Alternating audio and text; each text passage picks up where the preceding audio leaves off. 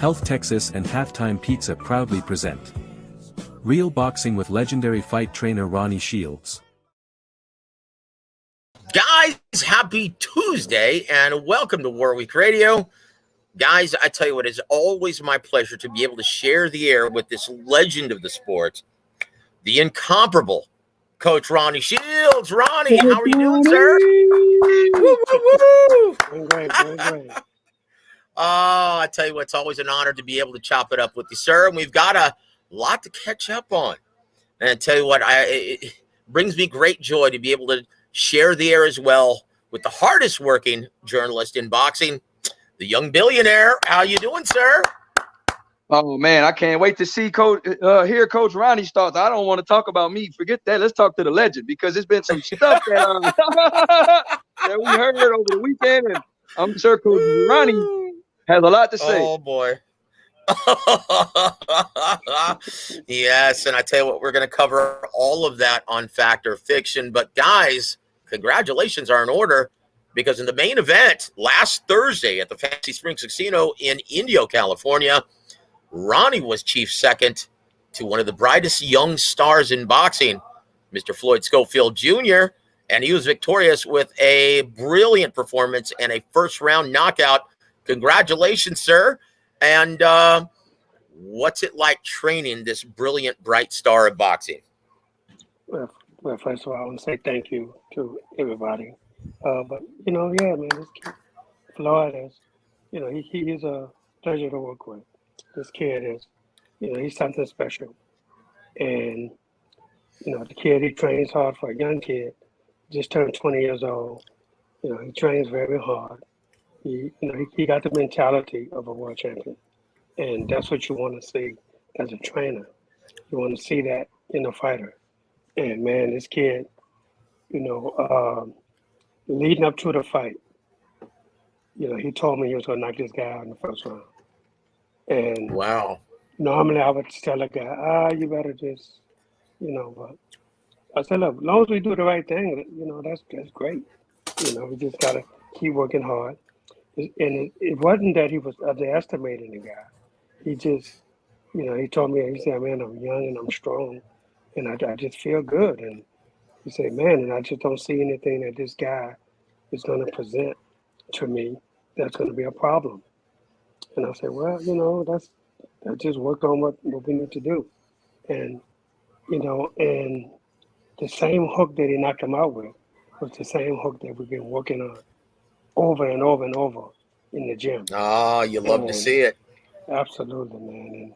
And when a plan comes together like that, you just have to take it and run with it. And I think he impressed everybody. And I hope the kid is okay because when they took him in the dressing room, they ended up taking him to the hospital. They put him on a gurney and they took him to the hospital. So I hope the kid is okay. But he got hit with a bunch of flush punches, but the left hook was the one that really did the job. And I just hope the kid is okay. Well, I tell you what, we haven't heard any negative reports, so that's a really great thing. But yeah, after the fight, the brass at Golden Boy, they feel that they've found a real gem within the talent pool, American talent pool of boxing. And boy, they're touting him as the next big star of boxing. Do you think that's premature, or do you think they're right on the money, Coach? Well, I think they're right on the money.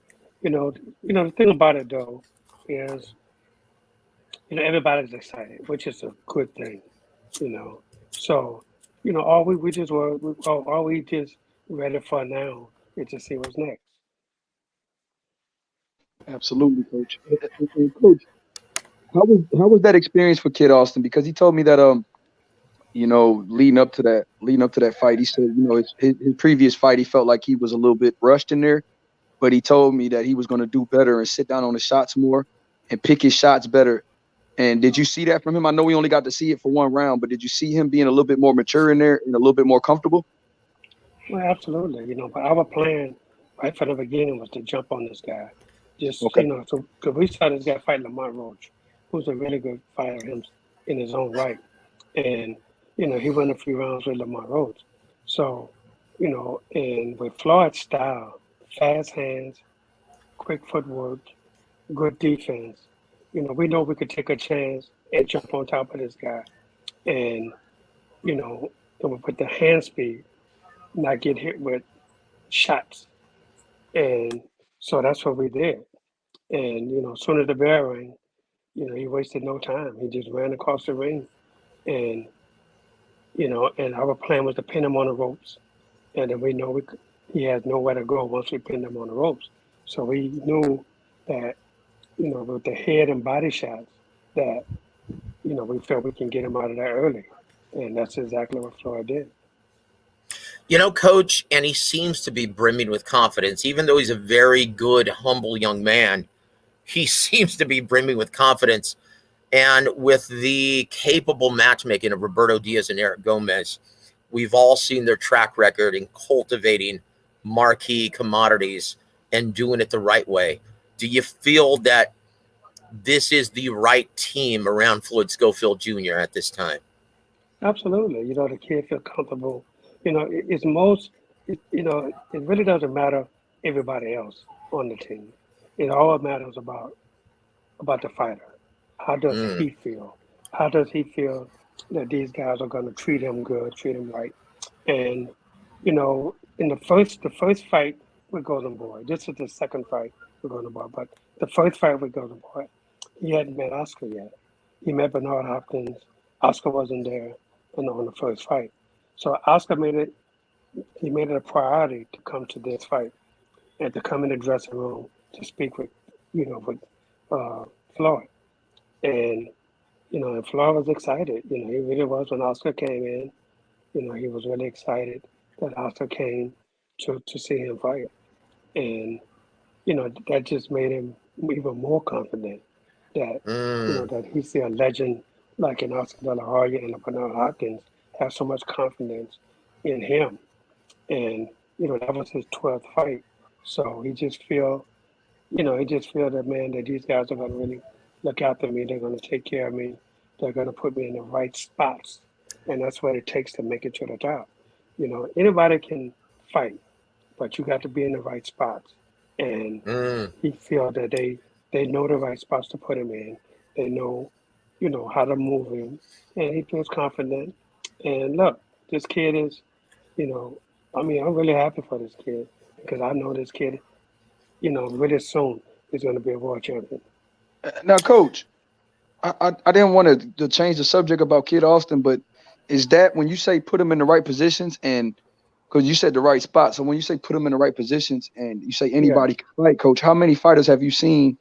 Part one, how many fighters have you seen in your career that had a lot of talent but were poorly managed or poorly guided? And is that what you mean when you were speaking earlier this year about one of your prize pupils in David Morrell as I'm going to guide him as I see fit? And I'm only going to. Okay.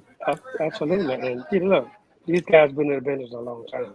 Golden Boy has put a lot of young fighters in the right spots, in the right position to get ready, to get them ready for world championship fights.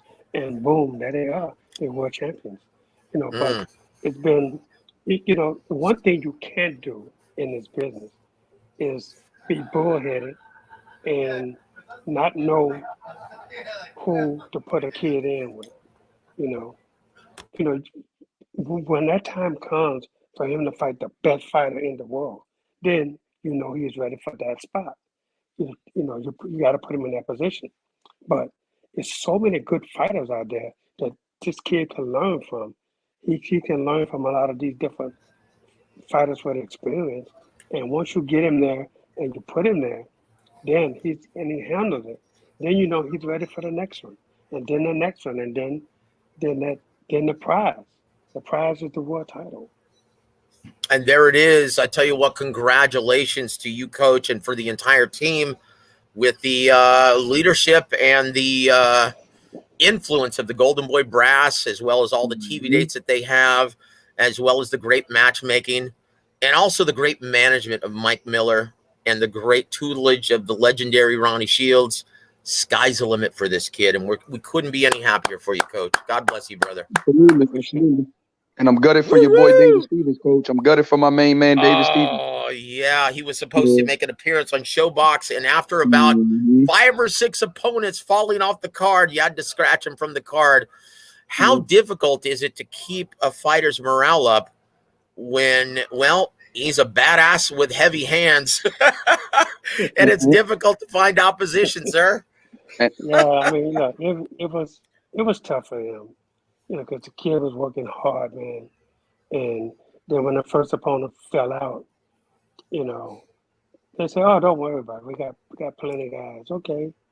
And then they just start falling off like dominoes, And it's crazy, but the kid understood it. He went home for a couple of weeks, and he's coming back. Looks like he's going to fight maybe December 3rd in Philadelphia. So at least. He's prepared that, he knows he has to get himself ready to fight again. So at least he got another month before he gets back in the ring.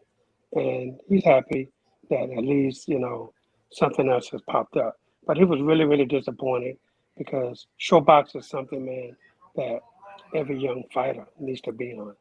Absolutely. Because people really look to see who's the up and coming guys, and that's a great forum for him to fight on. And, well, this could be a blessing in disguise, Coach, because he's from Reading, PA, fighting in Philly. Boy, that's a great fight city. This could be a real blessing for you guys. What's the date of that fight, Coach? You said December 3rd. Oh man, I can't wait. Young Bill's going to be there. It's going to be so much fun. Yeah, if I can, I would definitely go. I love David Stevens. That's one of my favorites. That Coach Ronnie and Coach Ronnie's whole stable, because this kid, 168 pounder, works hard, hits hard, disciplined, humble, but he's a mean mofo in there, and he works like Joe. This guy is a mean guy, but he's really, really humble. He kind of, you see, Coach Ronnie's like that. He kind of has that. They're made for each other. Coach Ronnie really like that too. I could tell as a fighter, knowing him as a humble, nice guy, but in there, you could tell he's in the gym. He's all business, just like David Stevens. So he's made for this type of gym. And he's gonna be a problem, man. That kid, man, David Stevens. If you don't know, look him up, man. He's one of the best young fighters. Only 22 years old, has a great work ethic, and he's with one of the best trainers, if not the best trainer in the world right now, and a legend. Well, Coach Ronnie has my vote. Tell you what, before we move forward with Fact or Fiction and get some other expert questioning from our young Bill, let's say hi to several of our good friends in the chat. I want to give a big shout out to CB3. Salute to Coach and Joseph. Salute to you, my friend. Thank you for always supporting me every Tuesday. Also want to give a shout out to Anthony Manzano. Thank you for always supporting the coach every Tuesday, sir. Also want to give a big shout out to our brother Sean. All evening to you, my friend. Thank you for being here. Also, Tycho TV. Ronnie, yes, it's always great to share the air with the living legends. Also want to give a shout out to my brother Juice. Salute, sir. Joseph, Young Bill, and Coach Ronnie. Salute to you, sir. Thank you for always supporting Coach. Also want to give a shout out to my brother Peter Von Arks. Good evening, Joseph, Young Bill, and Coach Shields. Good evening to you, sir. Thank you for joining us. Also want to give a shout out to Bruce, Gas, Boston Jazz, and more. Salute to you, my friend. Thank you for always supporting the coach. And Sid UK. Salute, Coach Joseph and Young Bill. Salute to you, my friend. Thank you for joining us across the pond, brother. Also want to give a shout out to our brother Andrew Charles. It's been a minute. Thank you for joining the show. Good evening to you, sir. Oh boy, here we go. Coach, I know you heard about the Crawford fight. I can fly to Nebraska first class, get ringside seats, and a week stay in the governor's mansion, all for $50. I'm sure Crawford's purse will be as easy. Oh boy. You know what? We're going to save that for Fact or Fiction, Coach, and we want to pick your brain on all of that. And boy, that's coming up. Want to give a shout out to our brother Jesus M. Saludos to you, my friend. Also want to give a shout out to Pound for Pound Sports Entertainment. Guys, if you haven't already, please so subscribe to Pound for Pound. He always does a great job reporting on the sport of boxing. Salute to you, my friend. Thank you for supporting the coach. Also want to give a shout out to the always knowledgeable Larry Liston. Oh boy. We're going to answer that in just 1 second. Thank you for supporting the coach. Boy, that is the topic du jour now, isn't it? My word. Also want to give a shout out to my brother Toby Bartlett. Salute Joe, Coach Ronnie in the chat. Salute to you, my friend. Thank you for always supporting, and Young Bill too, supporting the coach. Also want to give a shout out to my brother Ryan from Boxing Gems. Tell you what, guys, if you haven't already, do yourself a favor. Go subscribe to my brother Ryan at Boxing Gems. Always does a tremendous job on film study, film research. Second to none on YouTube, guys. Go check out his channel. Also want to give a shout out to my brother Snoop C. Always insightful. Just him, one of the few true boxing journalists, and young Billy, who's got his ear to the Texas boxing scene. Indeed. Here. Thank you for the support, Snoop C. And thank you for always supporting the coach, my friend. Here we go. Are you ready, Coach Ronnie, for Fact or Fiction? Yes, sir. Let's do it. Here we go. Number one. Oh, boy. If Wilder Helenius did between 75 and 78,000 purchases on pay-per-view on Fox PPC pay-per-view domestically, Crawford Avanesyan on BLK Prime will more than likely attract between 10 to 15,000 on a very competitive December 10th date. Fact or fiction, sir? Fiction. Really? You don't even think it's going to do that well, or you think it's going to do better? I don't think it's going to do that well. You know, Oh, although the price point is low, but still you got, you know, I don't know, man. It's, you know, I don't know, man. You know, Coach, when you're competing with other fights, right? Mm. And Teofimo Lopez on Heisman Trophy Award winning weekend on ESPN. Big Baby Anderson, Keyshawn Davis. Man, there's a lot of prospects in that. Jeez. that's a tough spot to be in, man. You know, For free, might I add. Yeah, for free. They're free, and you want to pay $40. So, you know, people, you know, I'm sure Crawford has some fans, but I just don't think that's a good day to put it on, because, you know, because of the free stuff and who's on the free stuff, and that's the whole thing that matters, and everything goes around the same time. So I don't know, man. I don't see people, and nobody really knows the opponent. You know, he's been up there for a while, but I haven't seen the kid fight in years. So I mean, I don't know. You know, I don't know much about him because I haven't seen him. He's not a household name. So, Yeah. And that's what's going to hurt it. You know, people going to say, oh, they just pick somebody for him to knock out. Who knows? Oh, boy.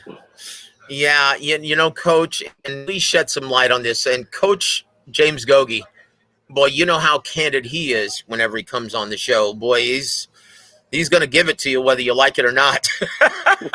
And he was talking about a card that he was on. And if my memory serves me correctly, you were on that card as well. And he brought up working with a one-and-done promoter in Murad Muhammad. And that was Evander Holyfield versus Fresakendo at the Alamo Dome in San Antonio, Texas. Yeah. Do you think, oh, gosh, let's hope the same situation doesn't happen, but how tough was it working with a new promoter who was trying to reinvent the wheel? Boy, he had a very harsh welcome into the always tough boxing business. Yeah, I mean, look, man, it takes a lot. You know, you have to know everything about what you're doing in order to make this thing work. And you know, you can sell Bud Crawford, but can you sell the opponent? And that's going to be the thing. Can they sell this kid? And I don't know if they can sell him, because when the last time anybody seen him? If anybody's seen him on where and when. That's going to be the thing. And, Mm. you know, yeah, he could be a tough opponent. I mean, I saw Crawford said the other day, I got my hands full with this opponent, but, you know, but if nobody's ever seen him before, then Mm. people are liable not to go out and buy it because they don't know anything about the opponent. Yeah, and boy, we they also had another fighter signing today, and we'll get into that a little bit later on Fact or Fiction. But boy, that's tough. I tell you what, and Coach Gogi, well, rightly pointed out, he said, you better have a good attorney.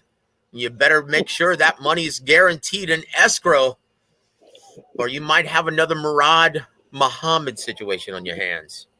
And once again, it's that experience that both you and Coach Gogi bring to this, and we really appreciate having your insight, Coach. Want to give a shout out before we move forward to our brother Dub. Right side salute, Coach Joe, Ronnie, and Young Bill.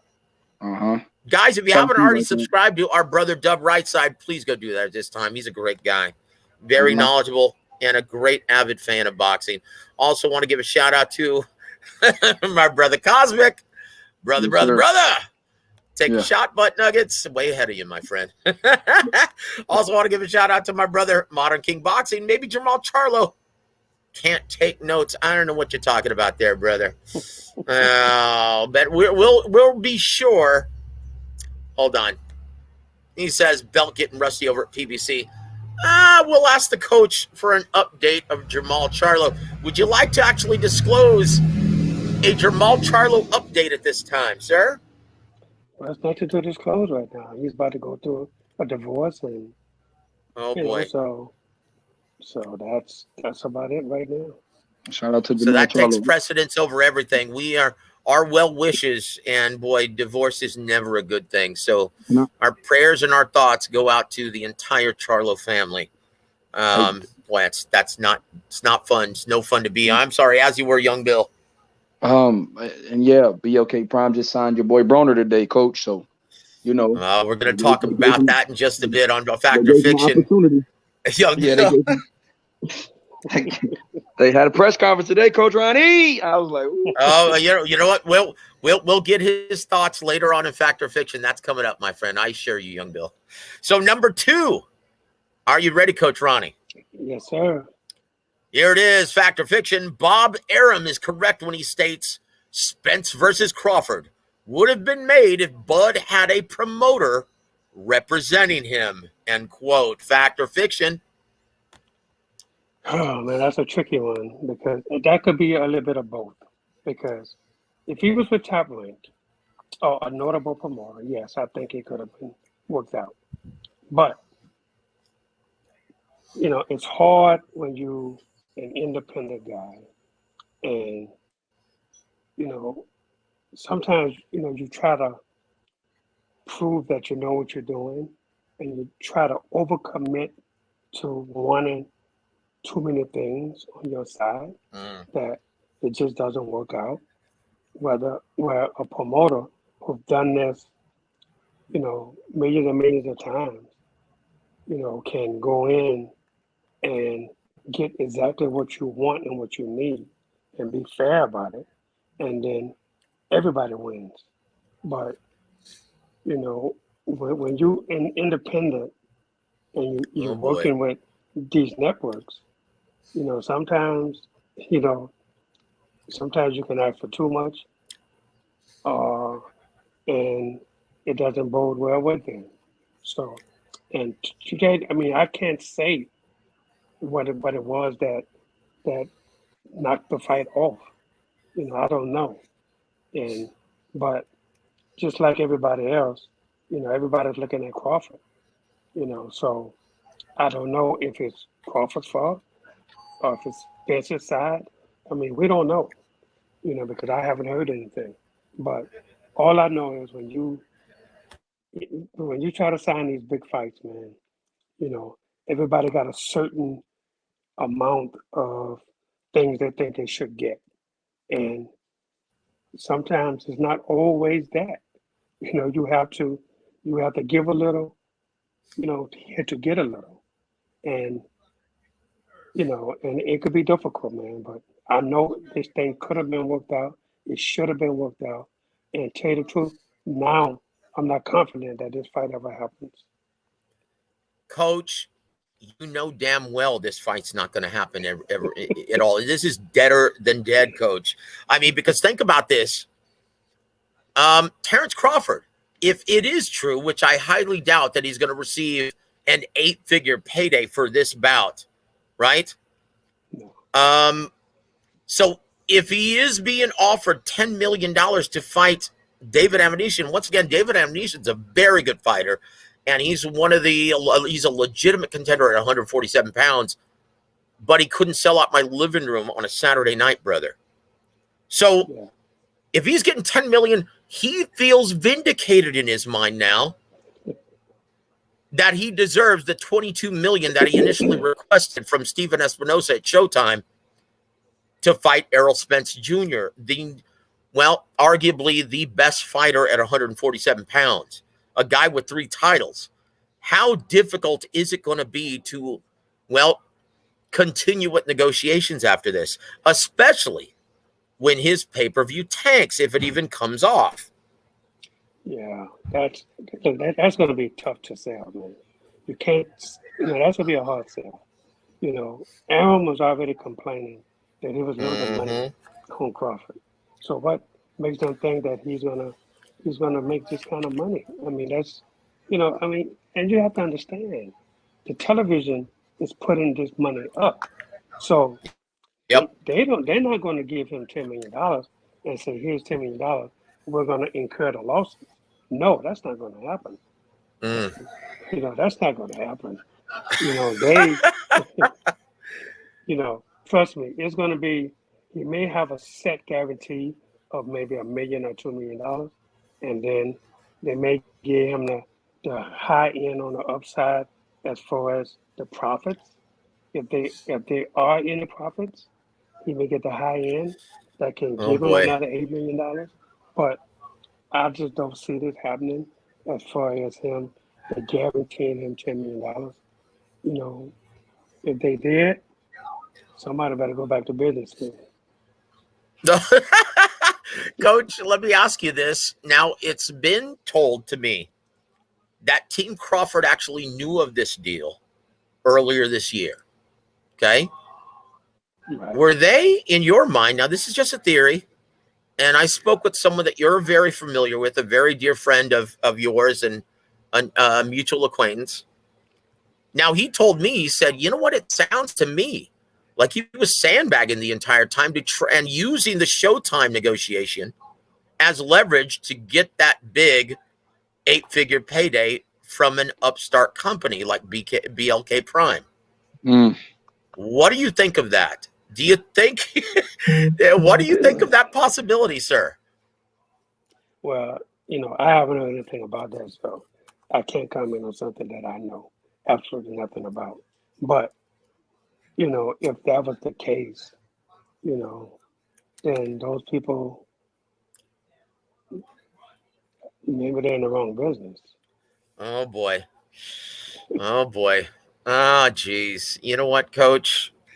This has Murad Muhammad all over it, my friend. Oh boy, let's just hope that's not the case. I tell you what. Oh boy. Yeah, let's hope that's not the case. Look, best of luck, and we wish the best of luck to anyone who wants to get involved in this business. But you better have some experience before you get in here, or else you're going to be bleeding dollars. You're going to be bleeding millions. And this wouldn't be the first time, would it, Coach? Oh, absolutely not.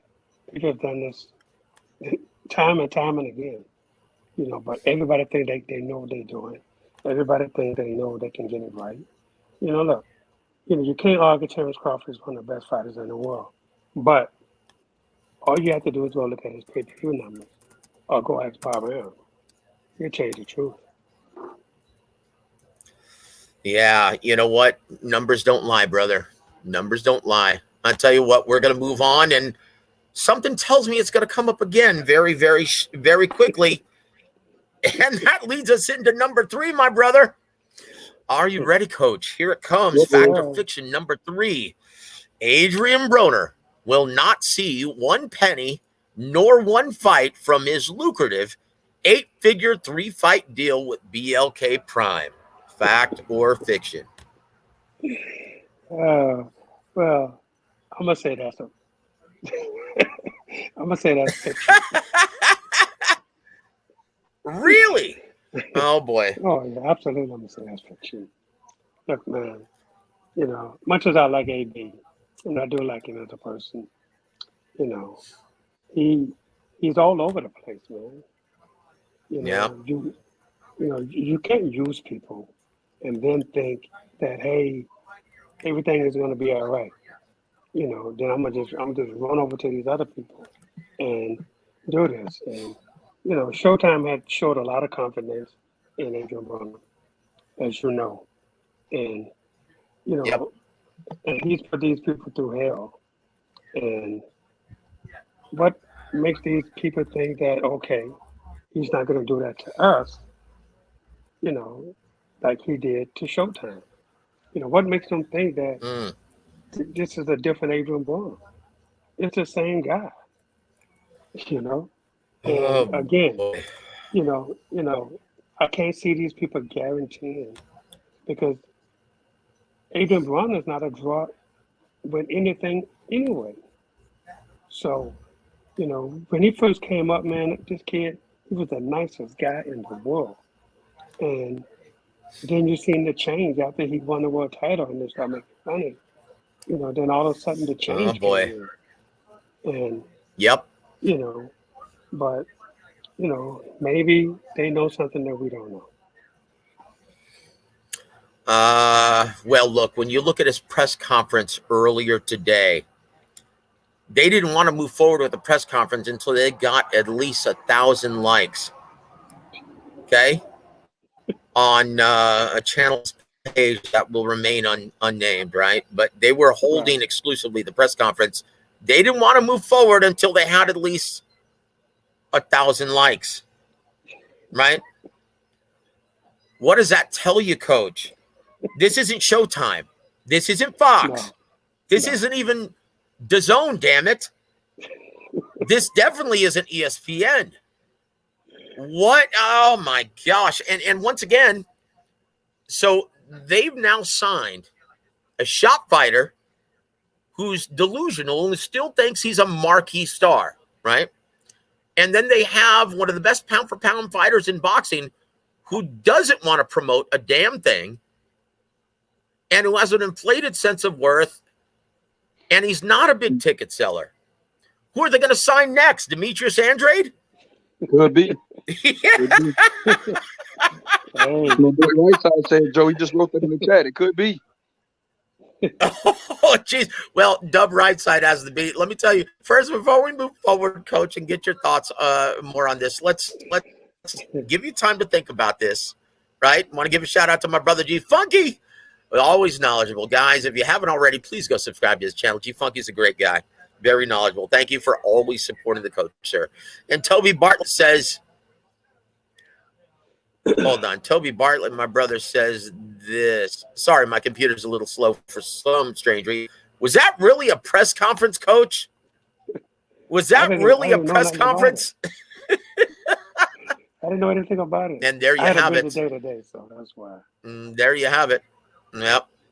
Well, I didn't get a press release. And I'm in this damn business.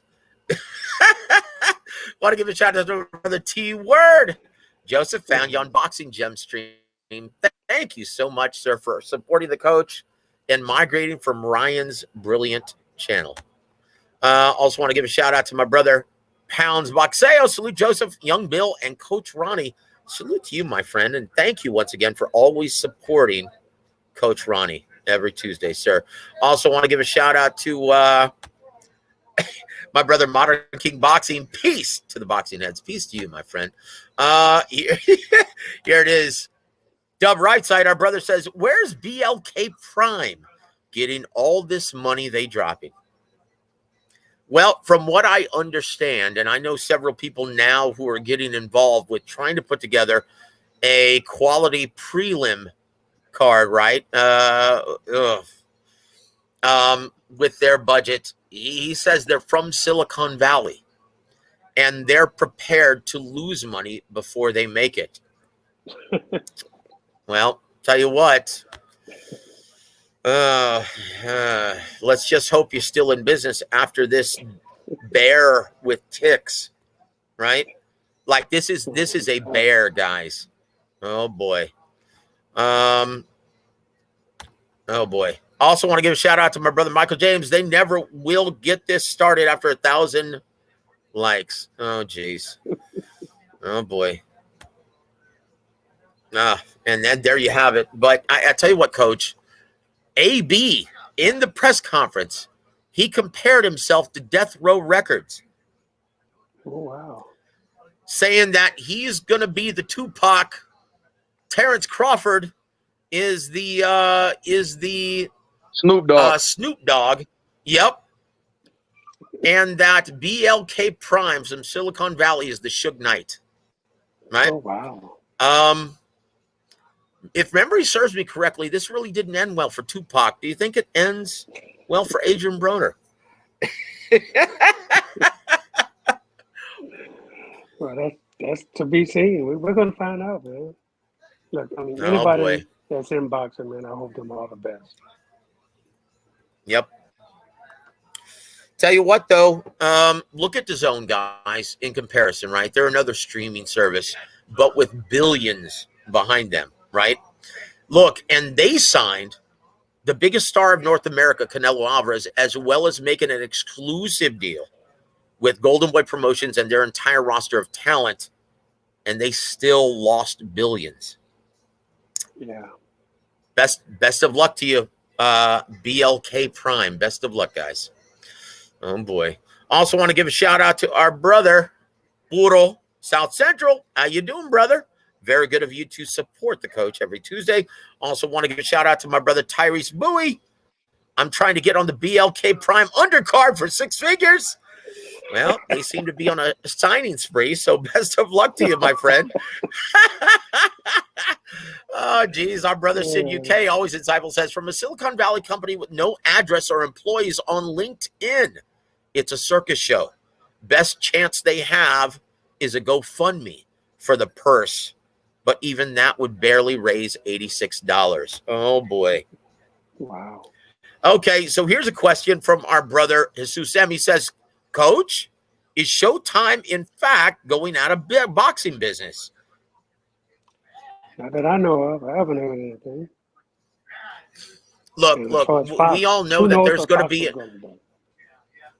Oh, geez. Look, Fox isn't going anywhere. They're a mainstream giant. Goodness gracious. Now, as far as Fox ducking out of the boxing business, well, that remains to be seen. But look, Showtime, and look, we've been preparing you guys for this integration for the past year.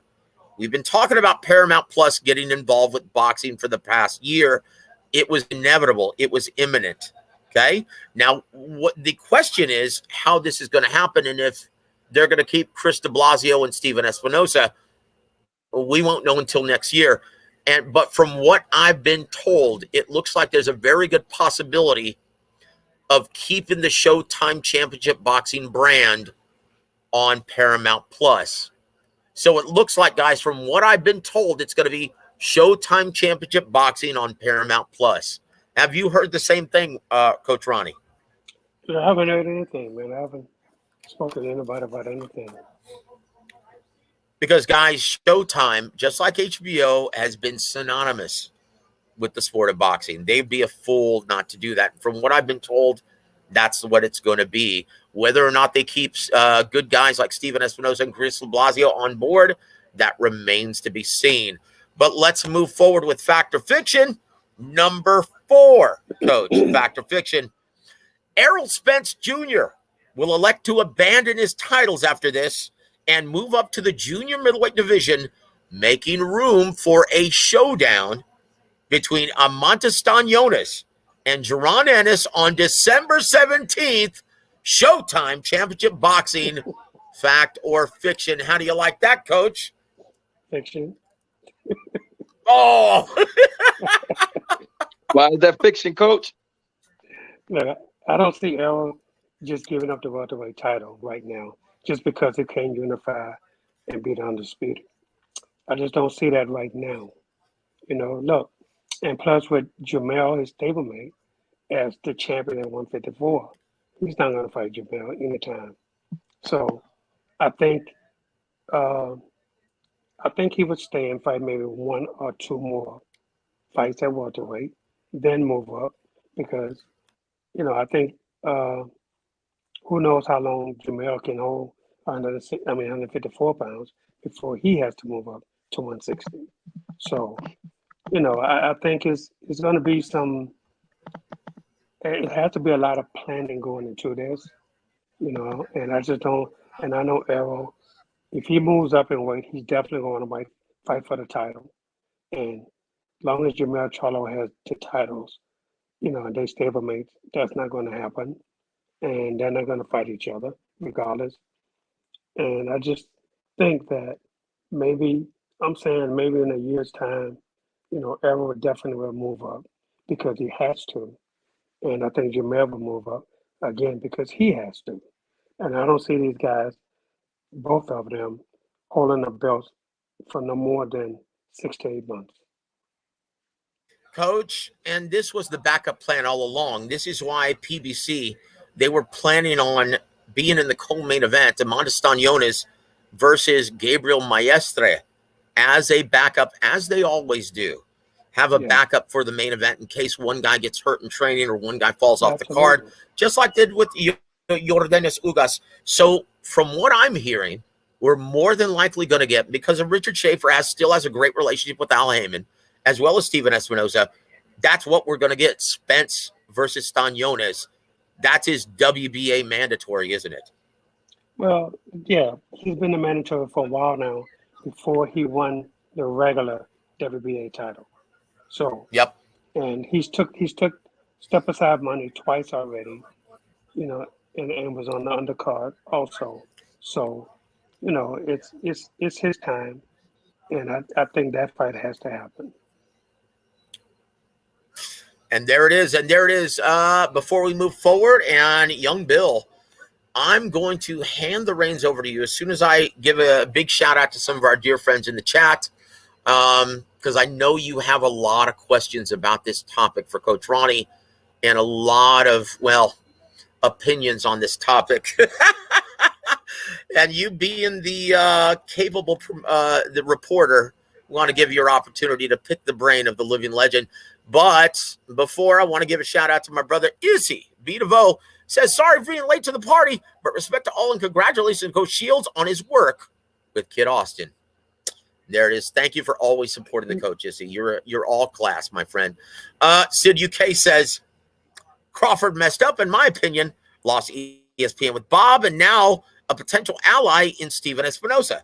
He could have been working with Steven Espinoza aside, and the agent too now. His move confuses me, confuses us all. In fact, according to my guys, no one saw this coming unless they were directly involved with the deal with Crawford, Avanesyan, and BLK Prime. No one saw this coming, including the brass at Showtime as well as Team Spence. And Sid UK further adds this: Espinoza is one of the few guys I actually trust in boxing. And Ronnie, you can attest to this. Steven Espinoza is a great guy and a straight shooter. Absolutely. Very good guy. Also want to give a shout out to my brother Sly Tendencies. Shout out to the main man, Big Joe Heron. God bless you, brother. My main man with the master plan Fields and the one and only Young Bill, fastest growing channel on YouTube. Thank you, Sly, and thank you for always supporting us every Tuesday, including the living legend, Coach Ronnie. So, Young Bill, while I go take a Veda test real quick, I'm going to turn it over to you, brother, and you feel free to ask Coach Ronnie what you will, brother, on this very controversial topic, sir. Absolutely. Okay. Now, Coach, now you work with Al Heyman. You have a long-term business relationship with Coach. With Al Heyman.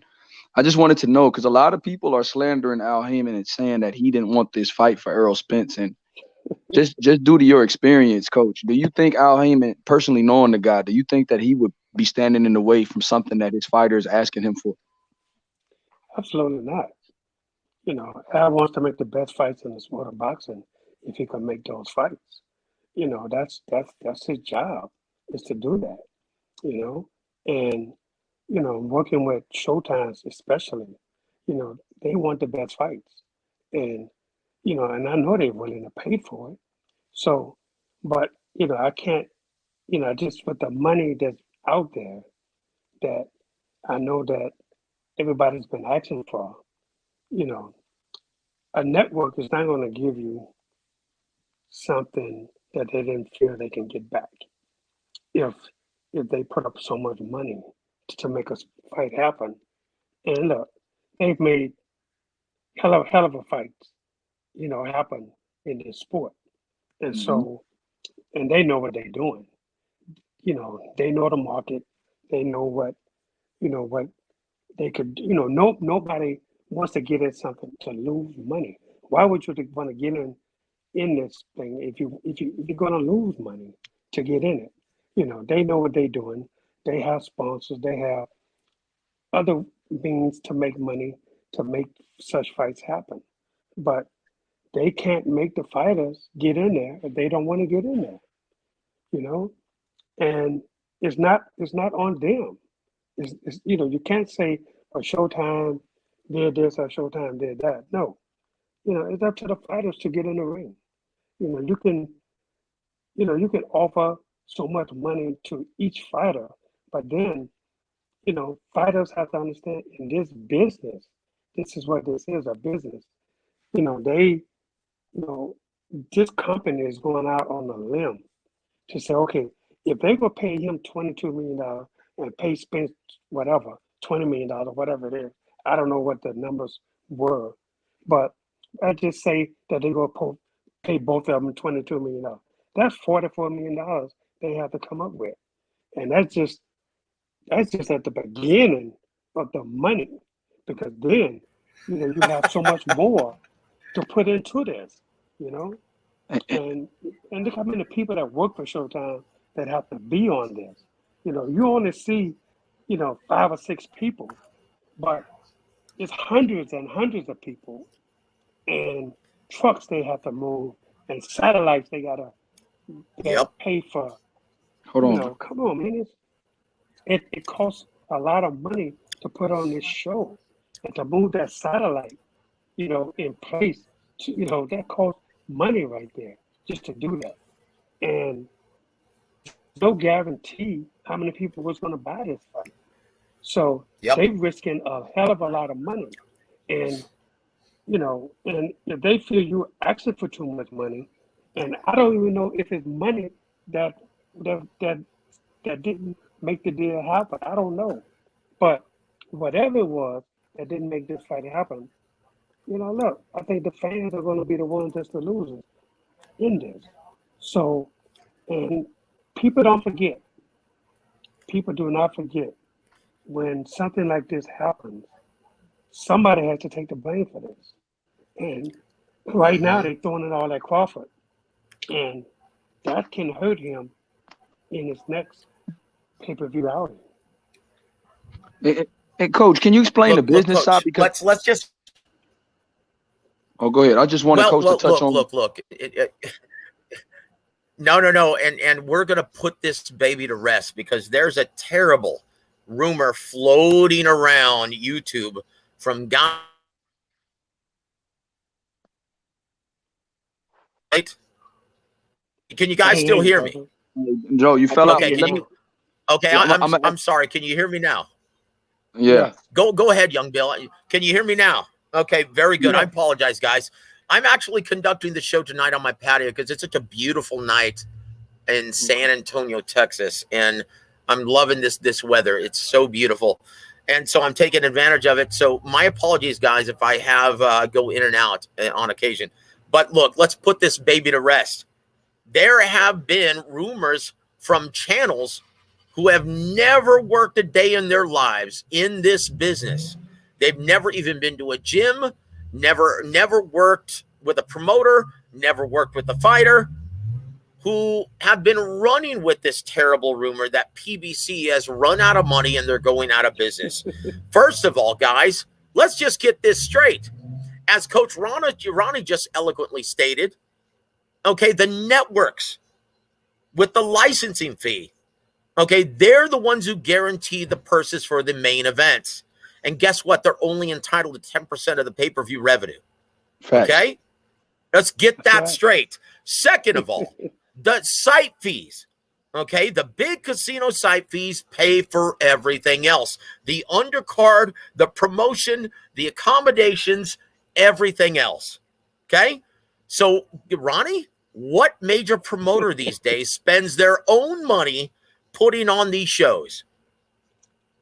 None. Yep. Well, not if you know what you're doing. That's it. And let me ask you something. Al Heyman, someone who Richard Schaefer, as well as the late great Don Chargan, said, this guy has a genius level IQ. He's a Harvard Law graduate. And this guy, if you go into the war, like Don Chargan once characterized and said, look, this is how brilliant Al Heyman is. You could think that you're in the right. You go into the war room negotiation with this gentleman, and you'll walk out doing Al Heyman's druthers. Is that about right, Coach Ronnie? That is correct. So, guys, rest assured, Al Heyman's fine. PBC's fine. He'll find a way to come up with TV dates for his entire roster of talent. Okay? That's it. Okay? Go ahead, young Bill. That you covered what I was about to ask Coach Ronnie. I was just going to ask him, well, the network is what puts up the money, and Espinoza told me personally that the network is only getting 10% of those pay-per-view buys. So if they're, like Coach Ronnie said, if they're putting up $44 million for both fighters, just a number, like Coach Ronnie said, we don't know the exact numbers. But if you were to put up that type of money, you know how many pay-per-views you would have to sell for the network to even break even. So it was just, and like, how can you guarantee how many pay-per-views they were going to do? And like Coach Ronnie said, these guys are intelligent. They're not just in the business to lose money. So they're sitting there looking at what's projected, what the projected numbers are, and they only can go off what you've done and precedent. They can only go off a precedent. What have you done for me lately? And so when they start putting these numbers together and they start number crunching, these guys are intelligent. They're not in the business of losing money, like Coach said. Absolutely. Look, guys. This long. I'm sorry. Go ahead, Coach Ronnie. Go ahead, sir. You don't stay in business as long as Showtime been in the sport and losing money. Yep. You just don't be in the business. Like, you don't do business that way. You don't do business to lose money. You do business to make money. And somebody got to pay for that satellite. Yep, that's it. Look, guys. Geez, this is tiresome, guys. So whatever channels you come across, and if they run across this tired narrative that PBC is going broke, okay, think about this. Have they ever done a damn day's work in this business ever? They don't know how it works, okay? They're connecting the dots and formulating the wrong picture, okay? So let's just get that out of the way. They're a bunch of damn fools. Okay? They've never worked a day in their lives in this freaking business, this hard ass beating business. Okay? And it's very competitive. Rest assured, though, with 43 million subscribers between Showtime and Paramount Plus, yeah, they have plenty of money, guys. Okay? That's it. But they're not in the business. They're not running a charity here, though. Okay? Unless you can actually put up the numbers or history or ratings to support your unrealistic demand of $22 million. Okay, they're not just going to give it to you. All right? And that's the reality, guys. That's the damn reality. So let's move on. Are you ready for number 5, Coach Shields? Yes, sir. Let's do it. Here it is. Anthony Joshua will take on Dillian Whyte in the first quarter of 2023. And Deontay Wilder will take on Andy Ruiz Jr., setting up a massive showdown between both winners in the late summer of 2023. Fact or fiction? That could be a fact, because there's a lot of rumors, but with those 4 guys, fighting, in so-called tournament like setting, and there's a lot of talk with Joshua and Dillian Whyte, and there's a lot of talk about Wilder and Andy Ruiz. So, and everybody seemed to be on board with that fight happening. Now, whether the winners fight each other because of the different promotional things, that's going to happen, that's going to be something to see. But not to say that these fighters don't want to fight, but it takes, with Matchroom on one end and PBC on the other end, and you got the winner is definitely going to be with Matchroom. The winner is definitely going to be with PBC. So, and to put that together, well, that's going to be, because, Matchroom works with DAZN and PBC with Showtime and Fox. So, so which network for PBC is going to get it? And Matchroom has DAZN. So, where they want to do a split pay-per-view again, as Oscar always put it, to do a split to keep DAZN in the mix. I don't know if anyone would do that, but we'll have to see. Oh boy, I tell you what, we're going to go into that joint venture a little bit later.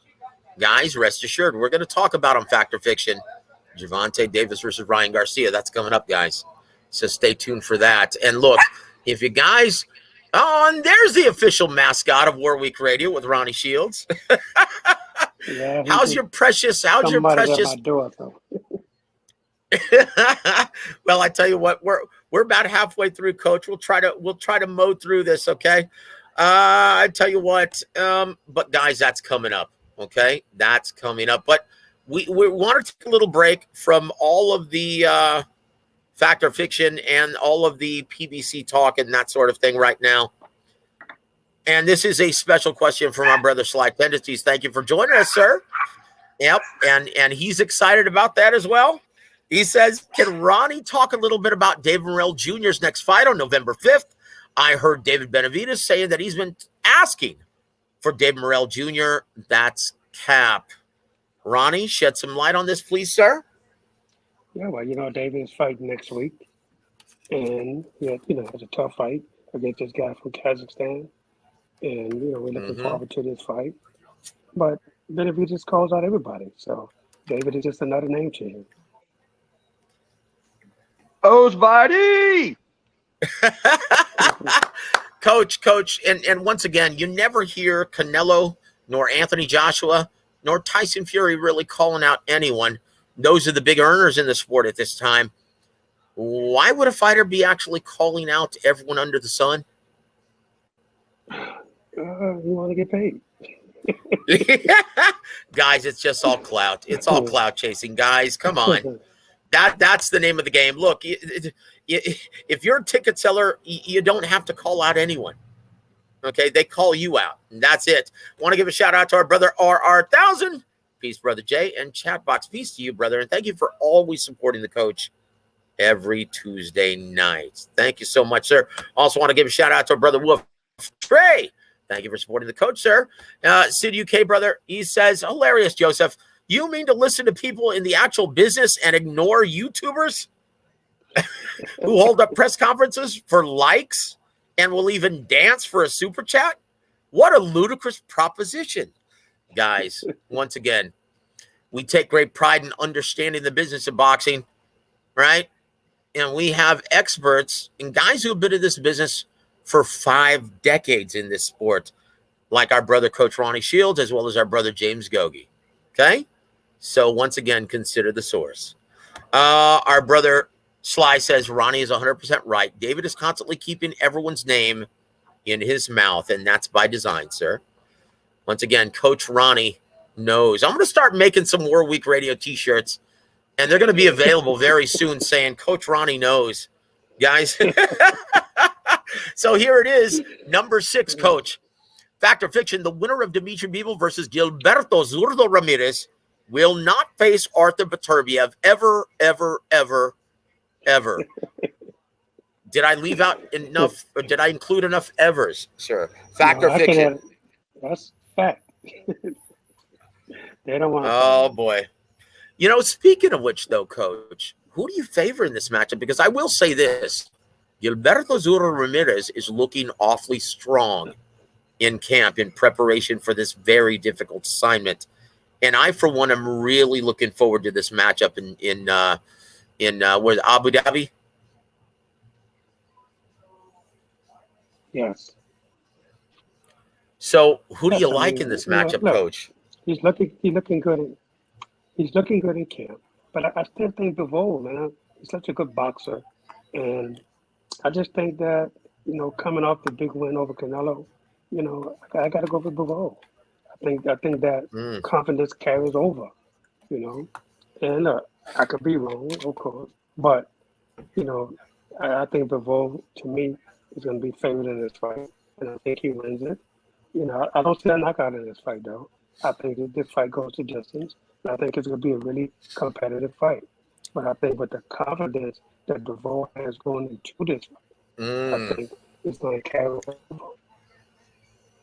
You know what's funny, Coach? It's like when you look at both styles, once again, this is just a great style matchup, first of all. Yes. But when you look at Gilberto Ramirez, he is one of the most effective aggressors in boxing.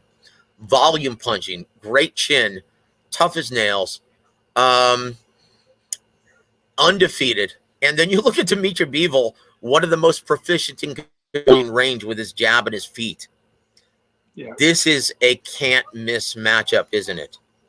Oh, absolutely, man. This is a great fight, man. This is a pay-per-view worthy fight. Boy, it sure is, guys. And we're getting it for the bargain basement subscription zone. And it's going to be November 5th during the day. And then later on that evening, we're getting the return of Dave Morrell Jr. on Showtime. How do you like that? Congratulations, fight fans. And you don't have to pay $40 on BLK Prime for it. Did I just say that out loud? I'm sorry about that. My little brother about that. Hey, Morrell, man, is in there against the undefeated Kazakhstani, Coach Ronnie. There's two undefeated guys. That's the weekend of the undefeated fighters, Joe. I mean, you got Bivol, Zurdo, and Morrell, and Idols. And I like the card too. I like the card. Elvis Gomez versus Jason Rosario is going to be fireworks. Ooh, that's another badass, brother, at 54. Elvis Gomez and Rosario is going to be a tough fight. That's going to be that whole card is going to be the whole televised card is going to be pretty exciting. And Morrell's going to headline that one. So shout out to Morrell and Minnesota, man. His second home. Well, I tell you what, Banana versus Elvis Gomez, that's a great matchup. Yeah. Something tells me, though, that Gomez is just going to be a little too much for the Banana man. Yeah, it's going to be a stoppage. It's going to be a stoppage. Now, hey, Coach, when are you getting out to Minnesota, Coach? Wednesday. Okay, I'll catch you out there, Coach. I'm definitely going to see my baby bro, Osbody, and your Ennis. Hey, Coach has another fighter on your card, Yo Ennis. My man. Oh, I tell you what, want to give a big special shout out to my brother Mario Munguia. Thank you so much for supporting the coach on this evening. So smash the like and sub. Shout out to Joseph and Coach. Shout out to you, my friend. And I tell you what, you always do great work, Mario. God bless you, brother, and thank you for supporting the coach on this beautiful Tuesday evening in Texas. And guys, I told you this was coming up, and here we go. Number 7, Fact or Fiction. Oh boy, Ryan Garcia will not make a contracted 136-pound catch weight on January 7th, 2023, and will be forced to pay Tank Davis over $1 million in reparations as a result. Fact or fiction? Fiction. He's going to make his weight, man. Oh, yeah. I'm not so sure, Coach. I guess that's why they put that in the contract, huh? Oh boy, you know what? And I look, I was telling everyone, Coach. I was telling everyone, guys, this is not going to be at 35. More than likely, it's going to be at a catch weight. But I was surprised when I saw 136. And once again, shout out and reporting. That was reported by our brother Chris Mannix of DAZN and Sports Illustrated. I was sure it was going to be for 138. But 136, coach. Look. In San Antonio, and young Bill had the beat here. He was live in San Antonio for this. Ryan Garcia was 144 the day before his weigh at the 139 catchweight weigh-in against Emmanuel Tego. Right. Okay, this is a big boy. 136, yeah. Coach? Well, let's put it this way, right? They didn't already told him, look, man, we're not going to let you pay this. We're going to pay it for you if you can't make the weight. But they got to understand, too, that Tank doesn't have to fight if he doesn't make the weight, So, and I don't think Tank will fight if he doesn't make the weight, because why would he want to give up 3-4 pounds? Plus after the weigh-ins, another 10 to 15 pounds. Why would he want to give that up? And there's no way in the world. So my thing is this: he's going to have to make that weight, otherwise it's not going to be a fight. Oh boy. Well, I guess that's why this is being proposed for January 7th. That leaves enough time to make that limit, correct? He'll make the weight. Absolutely. And there it is. Boy, that's gonna be tough sledding, but what a great fight. And guys, for all of you conspiracy theorists, let's see. Al Heyman, PBC, Steven Espinosa, they're making this deal with another network. Okay, with an exclusive deal, right? With another network and another promoter. Yet the fault is Heyman and Espinosa when it comes to making Crawford and Spence? Good question. Guys, come on. Wake up. Wake up and smell the coffee, guys. Come on. And once again, the Bobinator said it best. Look, if Crawford had a promoter representing him, this fight would have already been made and it would have already taken place. And there it is, guys. There it is. There's the reality of the business. Okay, number 8, coach. On October 29th, Vasyl Lomachenko will fail to impress against the very crafty and awkward Jermaine Ortiz, but will subsequently entice and motivate Devin Haney to make a massive fight between he and Vasyl Lomachenko for 2023. Fact or fiction? I say that's a fact. I would go with that. Look, he has to fight Devin Haney, man. No matter what he looks like. If he looks bad, that's going to really pull Devin Haney in. I'm telling you, that's what really pull him in. If he looks not so good in this fight. But look, Devin Haney, I wouldn't think he can beat him. So, so Haney is not running away from a fight with Lomachenko. He wants that fight. That's a fight, he got to, this kid want to add to his legacy. So, and right now, Lomachenko has to be a part of that legacy for a guy like Devin Haney, who I really like him. I tell you what, Coach, we haven't picked your brain about a fight because obviously you were in California. But what were your thoughts on Devin Haney sitting in the pocket, laying the wood to a very overmatched George Kambosos Jr.? Were you impressed with the performance of, a fighter who's seemingly killing himself to still make 135? I was really impressed with Devin Haney. Let me tell you something, man. After the first fight, he knew just how hard this kid, he knew how hard Kambosos can punch. So obviously it didn't do anything to phase him. Otherwise, he wouldn't have been sitting in a pocket as long as he sat in the pocket. And he just fought his fight. He knew that's all he had to do. And he knew Kambosos couldn't hang with him, couldn't touch him. So, so that's why he's sitting in the pocket for so long. And again, after the first fight, he knew that the second fight was going to be easy for him. So this is the reason why they wanted to make the second fight. Well, I tell you what, I really felt for a real horse like George Kambosos Jr. And to his credit, he kept trying. But how difficult is it, Coach Ronnie, to add that new wrinkle to his fight game of trying to be the effective aggressor when he's not accustomed to doing it in one camp? That's it. You said it. You said a mouthful right there. you know, you could. The old saying, you could bring a horse to water. I mean, you could bring a horse to water, but you can't make him drink, right? Look, he's been that same style his whole career. Now all of a sudden, you're trying to be a different guy, and not everybody is that capable of doing that. You have some exceptional fighters out there that can do it both ways. Kambosos is not one of those guys. He's just not built that way. And and it was evident in watching that fight that he's not built that way. You can't make a guy fight this kind of fight if he doesn't have it in here. You got to have it already. For a trainer to bring it out of you, you got to already have that.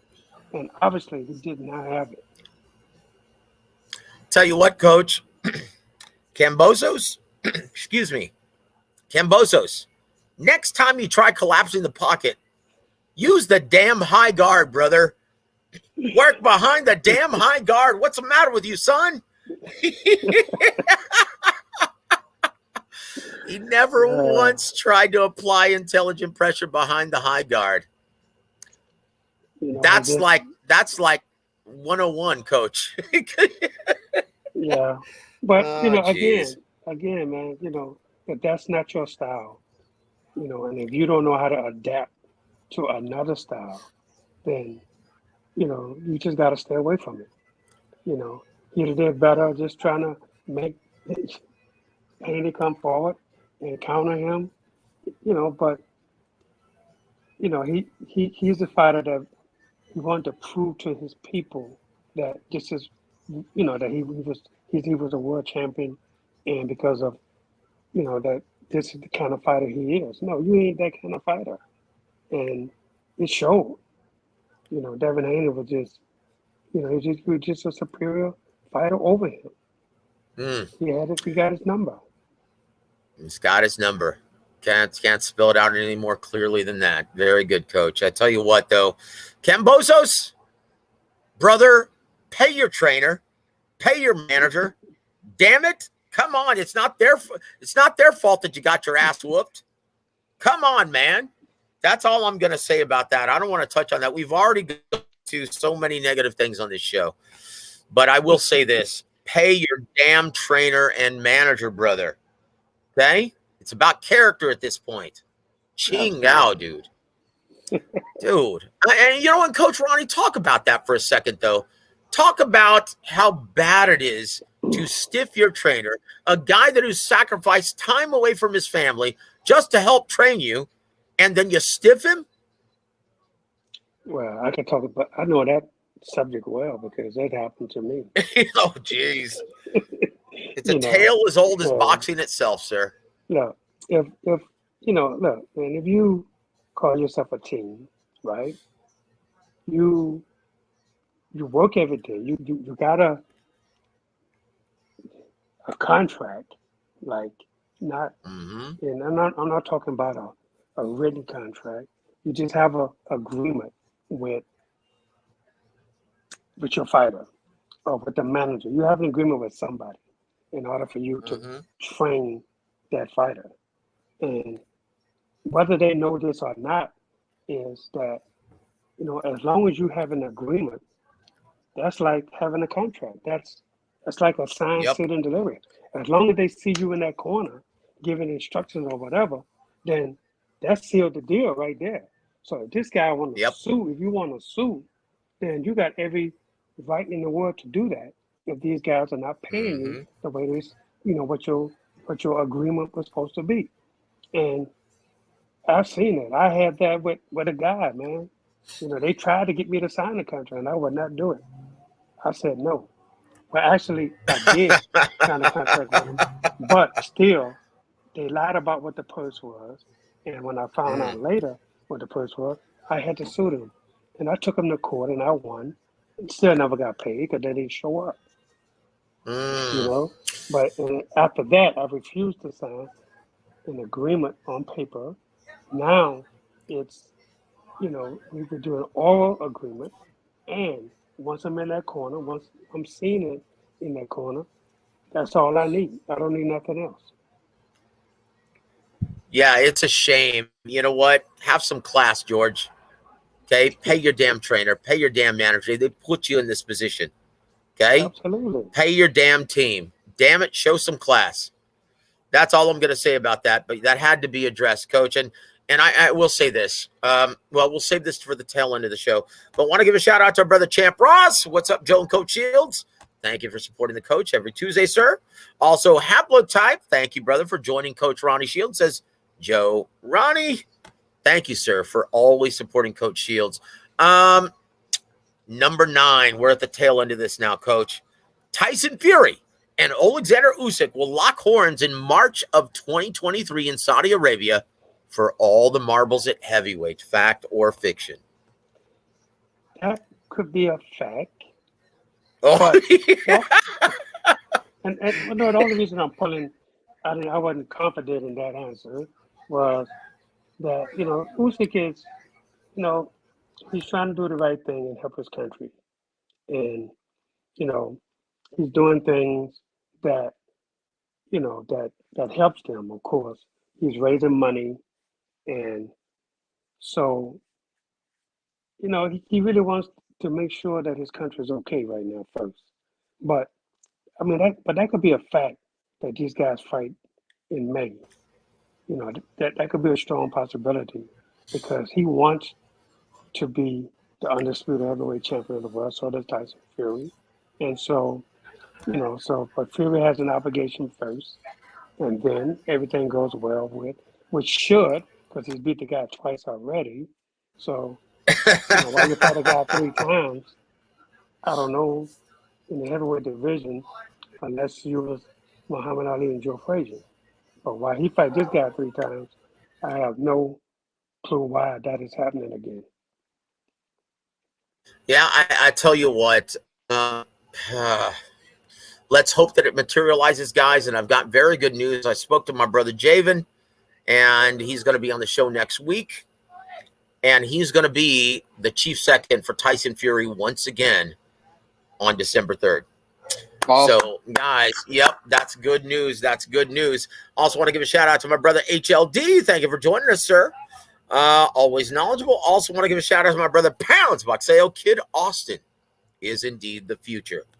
I'll second that, my brother.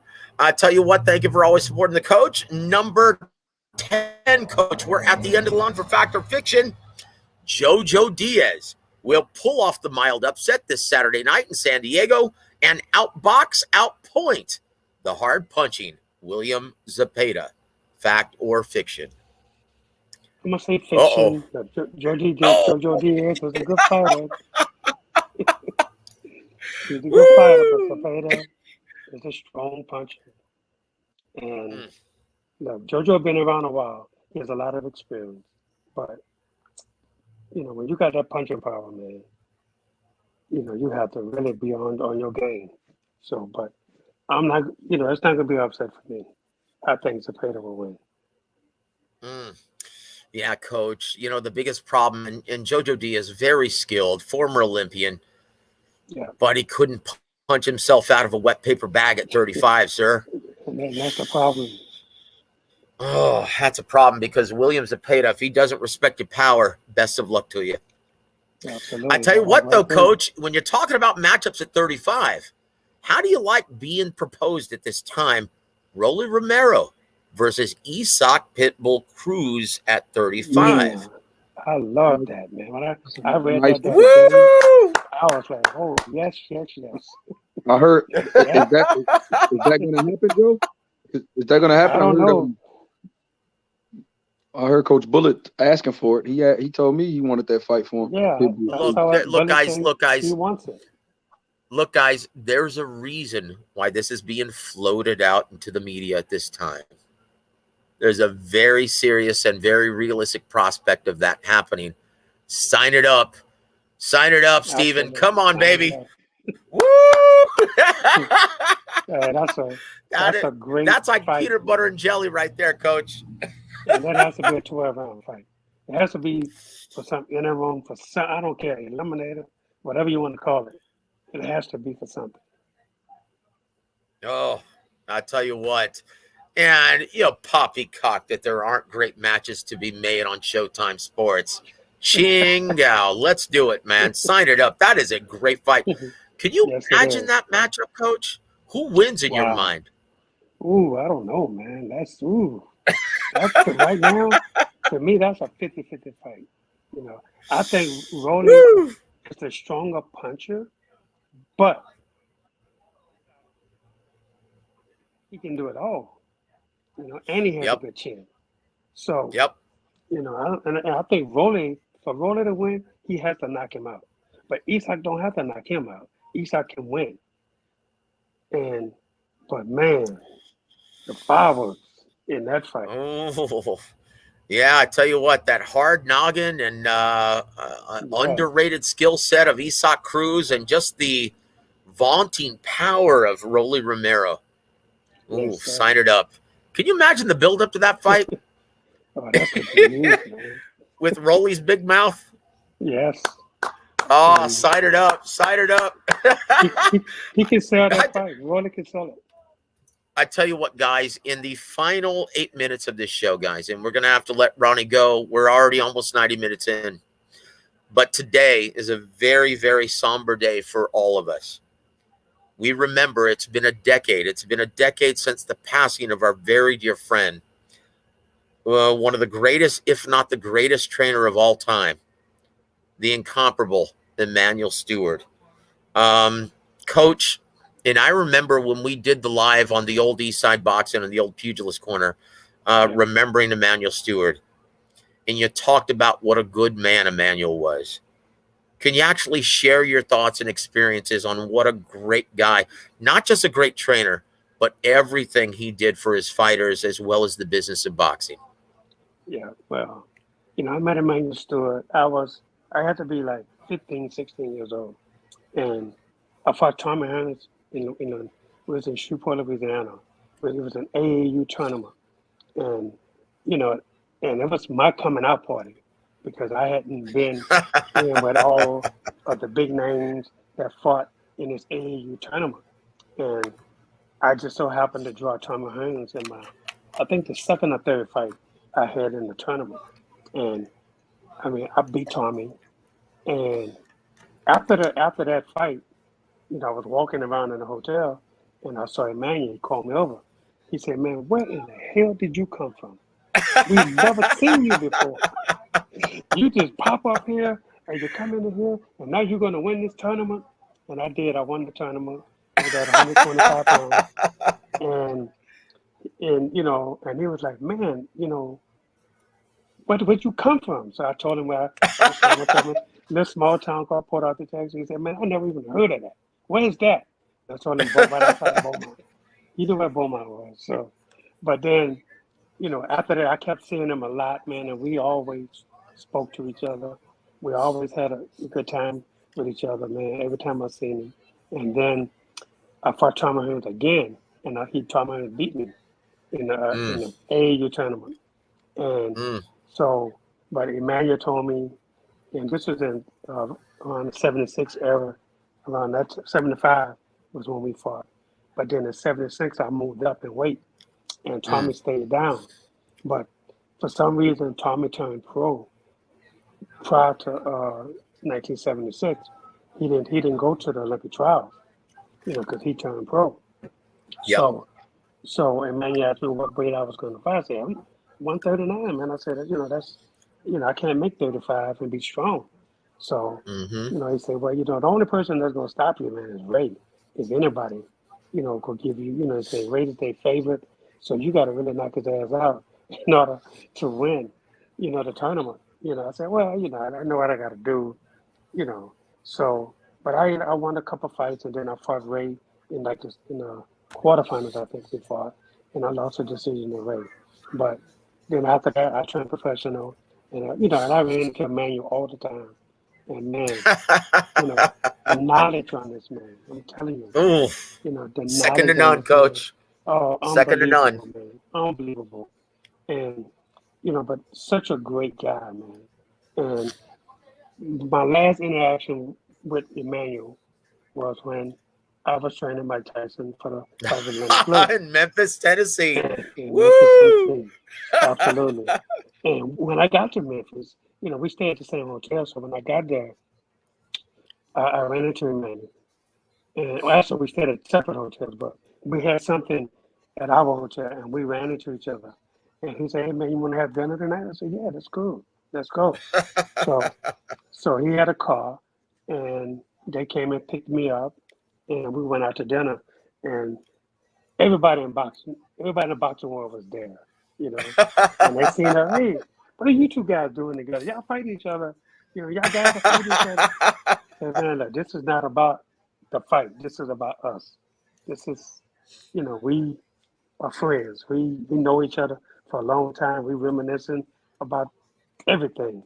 And, Tyson and Lewis will not be a part of our conversation tonight. And it never was. We never discussed, Mike and Lennox. We never discussed them. Tell you what. But, and then after that, I saw him one more time after that. And that was the last time I saw him. Oh boy, I'll never forget, Coach. You stated in our show after you had heard of the passing, you told me off the air before the show, you told me that it was one of the saddest days in your life. Absolutely. The Thursday that you heard the news of his passing, and you told me that everything about Emmanuel was good. He was just good through and through. Absolutely, man. And but Emmanuel touched so many lives, man. Yep. Not just in Detroit. I'm talking about all over the world. Yep. Emmanuel trained guys from everywhere. Everybody was running to Emmanuel's store because Emmanuel was one of the best boxing minds in the sport of boxing. And, he touched so many people, man. But he was just a nice man, And, nobody can say anything bad about Emmanuel's story. No one. Look, and he was so giving. He would give you the shirt off his back. Yes, he was one of the few people in this business who took care of you. Did everything he possibly could to make sure that you were taken care of. Absolutely. And he was so generous with his time. He was always busy. He was a machine full of energy, and he would always spread himself too thin, but he would always make time for you if you were in his corner. Absolutely.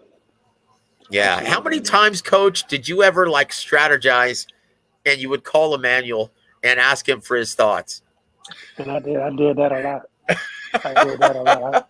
And he always told me, he said, "Man, look, as long as you don't fight one of my guys, hey man, just call me and we could talk about it." And I did, man. I called him up a lot, as well as my mentor George Benton. I used to call both of them, man. Oh, the late great Georgie Benton. What absolutely. a legend. Whenever I was stuck on something, I would call George too. And and that's the thing, man. That doesn't happen no more. No. And that's a shame, man. That we can't lean on the guys that was before us to help us to continue this great sport. Oh boy. People got their own minds and not want to do things the way it's supposed to be done. And it's a shame that we don't have that, those guys anymore. But, man, those guys are my go-to guys all the time, along with the late great Lou Duva also. I used to call Lou all the time about certain things. And, just don't have that anymore. And it's a shame. It is a shame. And the sport is, it's really missing that at this time. But I tell you what, our thoughts and prayers go out to the entire Stewart family. And we want to thank them for actually keeping the Kronk legacy alive, Javen, as well as the great Miss Stewart. But I tell you what, we're really missing you at this time, guys. Wish you were still here. The sport would be much better off. Young Bill, I'm sorry I'm getting emotional about this, but I miss Emmanuel all the time, guys. Young Bill, would you like to your final thoughts on Well, Emmanuel, or any questions you have to Coach Ronnie? Oh yeah, Coach. Just I can't wait to rest. Rest in peace, Emmanuel Stewart, and I'm glad Sugar Hill's keeping his legacy alive and the Kronk style, and but yeah, he seemed like a great man. I wish I'd have got a chance to meet him as well, and Coach, I'm proud of you too with all the work you're doing with these young men, and you just keep building champions, and David Morrell, Kid Austin, and the likes. You just keep moving forward. So yeah, Coach, I can't wait until your next fight, and I'm definitely going to be there to support you. I'm going to continue supporting Coach Ronnie, man, and everybody in the chat. Make sure y'all do the same. Coach Ronnie's a legend. So yeah, I can't wait to see you back again, Coach. Tell you what, guys, it's always an honor. It's always an honor to be able to share the air with the living legend, Coach Ronnie Shields, as well as our brother, Young Bill. Guys, we hope you enjoyed this show, and it'll be available on demand as soon as we sign off. Coach Ronnie, any party shots this evening, sir? Keep listening to Warwick Radio, and you can always follow me at Official Ronnie Shields. And there it is, guys. And please support Young Bill and his channel and all of his endeavors. Please go like his videos. He does a great job reporting the sport, giving it to you objectively. And guys, once again, I apologize for my emotional breakdown, but yeah, I miss Emmanuel almost every day. It's something though, Coach, and I'll leave you with this. It's something when a great man like Emmanuel Stewart believes in you. Boy, that really does something for your psyche and for your confidence. And you know what? Gosh, that's everything. And like Ronnie stated 10 years ago on our show, everything about Emmanuel was good. Everything about him was good. God bless you, Emmanuel. Tell you what, wherever you are, sir. And thank you, Coach Ronnie. Thank you, Young Bill. Guys, on behalf of Young Bill and the legendary Coach Ronnie Shields, I'm Joseph Heron. You've been listening to Warwick Radio. Have a great evening, everybody.